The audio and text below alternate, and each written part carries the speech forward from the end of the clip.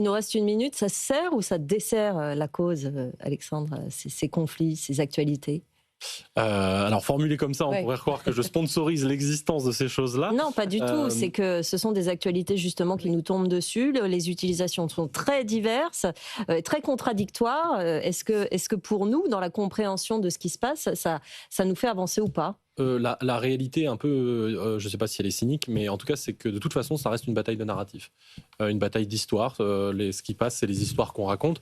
Là, l'Iran est une situation particulière, par exemple. Il y a certains médias qui ont préféré couvrir le fait que les dignitaires du régime iranien sont les responsables parce qu'ils ont volé l'électricité pour miner du bitcoin avec lequel ils ont pris la caisse et ils sont partis. D'autres ont préféré dire regardez la population, ça lui fait un échappatoire. Le bitcoin a fait x6 en l'espace de quelques jours. C'est vrai. C'est une porte vers la liberté.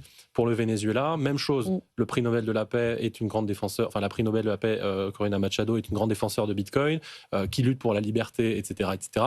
D'autres vont préférer mettre en avant, pour ne pas les citer, l'Humanité l'avait fait par exemple, que en fait c'était une fasciste. Bon, après beaucoup de gens sont fascistes pour l'humanité, c'est un autre débat, et que finalement c'était la preuve qu'elle était à la solde des Américains et que donc les cryptos sont un projet des Américains, de je sais pas quoi. Donc en fait, sur les mêmes actualités, de toute façon, ça reste derrière une bataille de narratif. Donc là où c'est la seule nourriture pour l'esprit, c'est qu'à chaque fois qu'il y a une nouvelle actualité, le réel donne des choses pour construire ces histoires, mais ensuite ça reste quand même une bataille d'histoire majoritairement. Intéressant, effectivement. On y reviendra, évidemment. C'est la fin de cette émission. Ça passe toujours trop vite avec vous. Nathalie Janson, économiste, professeure à la Neoma Business School.